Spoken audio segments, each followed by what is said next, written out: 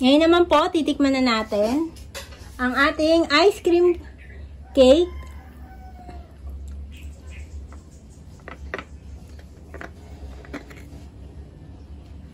Ito po siya.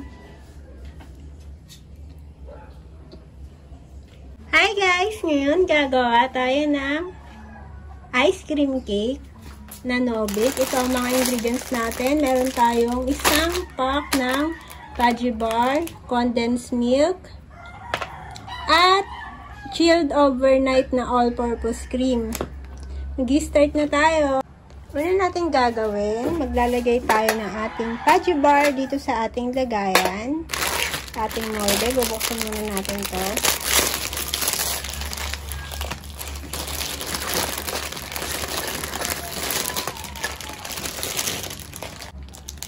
And then, ito, tatanggalin natin sa plastic at saka doon sa wax paper.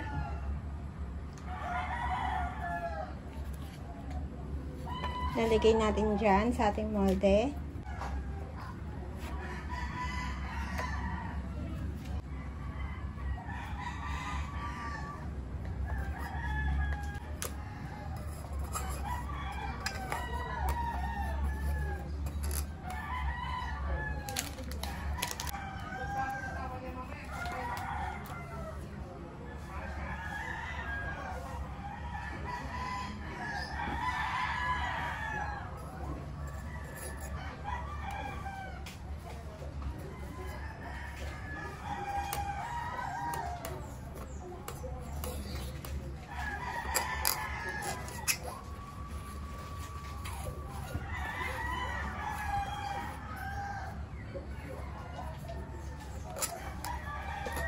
Tisikin muna po natin itong maigi. Pwede nyo gamitin yung kamay nyo, yung mga daliri nyo dito. Or pwede tayong gumamit ng baso. Ako, gagamit akong baso para pantay-pantay. Ayan.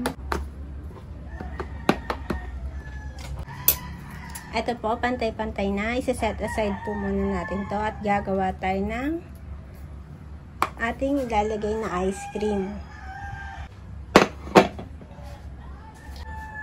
Ngayon naman po, imimix natin ang ating chilled overnight na all-purpose cream. Yan, napakatigas nito. Ito po yung itsura ng ating in-overnight na all-purpose cream. Sobrang yan tigas. Ngayon naman po, imimix natin to para mag-double siya.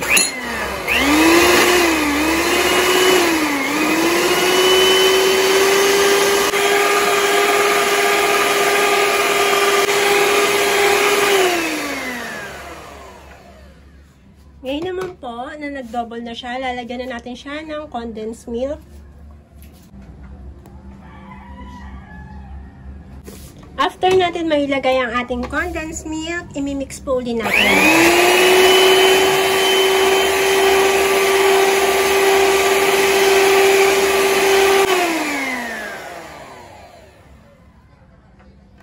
After po nating mamix, ilalagay na natin siya sa ating molde. Lalagyan na po natin itong ating molde.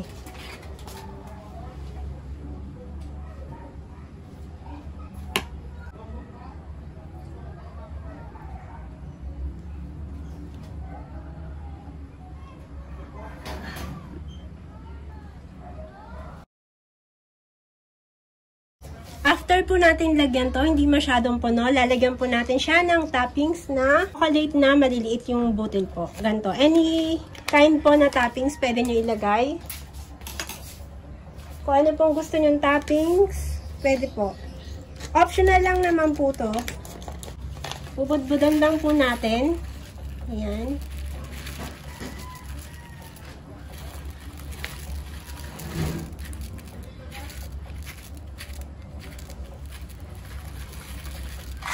Yan, tama na po to.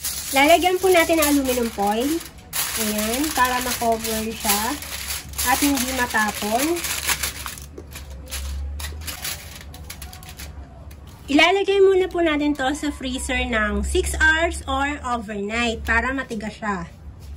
Babalikan ko po kayo after 6 hours or bukas ng umaga.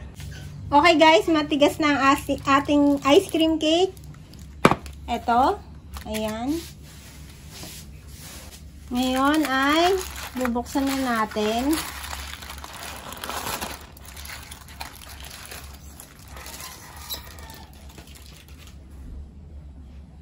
Yan po siya.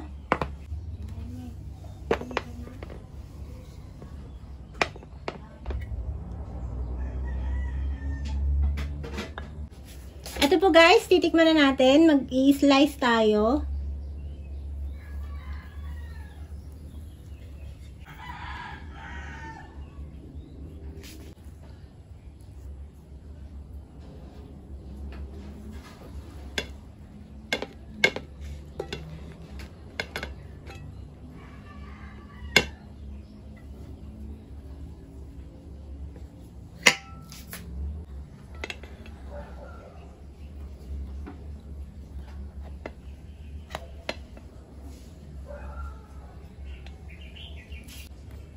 Ito, titikman na po natin. Salin tayo dito. Ngayon naman po, titikman na natin ang ating ice cream cake.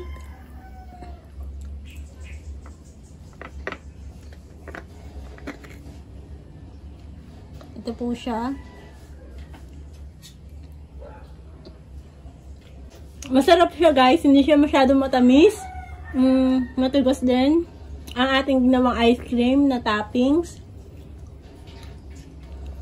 Tapos yung Pudgy bar, masarap siya. Masarap yung combination. Ang ginawa natin combination ay sa ilalim chocolate yung Pudgy bar. Tapos nilagyan yung chocolate na kinrush. Nilagyan po natin sa ibabaw kasi chocolate flavor yung Pudgy bar natin. Masarap siya. Pwede siyang pang negosyo at panghanda. Ayan. Sarap siya guys. Ang ano lang po, madali siyang matunaw. So, kapag ibibenta nyo, kailangan ilagay nyo siya sa canister. Para yung kukuha kung kailan nila gusto, doon na lang sila kukuha. Para hindi katulad nandito, nilagay ko kasi siya sa molde na natatanggal yung ilalim. Kaya ganyan. Pero masarap po siya. Try nyo na. Masarap siyang pan dessert. Pero, ano lang po ng ngipin. Ang ilaw ng ngipin. Kasi sobra siyang lamig at matigas. So, yung ngipin nyo, kung hindi matibay-tibay, ayun. Ayan po, try nyo na. Thank you for watching. Please like, share, and subscribe. Thank you, bye!